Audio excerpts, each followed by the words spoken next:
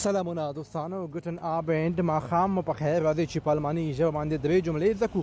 موږ چې کله چاته وایو ته کله دلته راځې ملګرو انډیوالانو ته وایو دا جمله په الماني ژبه داسې وایي one comes to here وایي ته کله دلته راځې.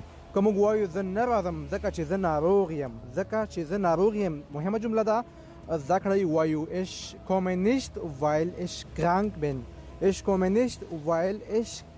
bin یعنی زه مریض یم. دوستانو دغه جمله په الماني ژبه څنګه وایي تاسو په کمنټ کې ولیکئ. زه تل تا یادوم په کمنټ کې ولیکئ. که غلطه وي دې ته صحیح لیکم په کمنټ کې.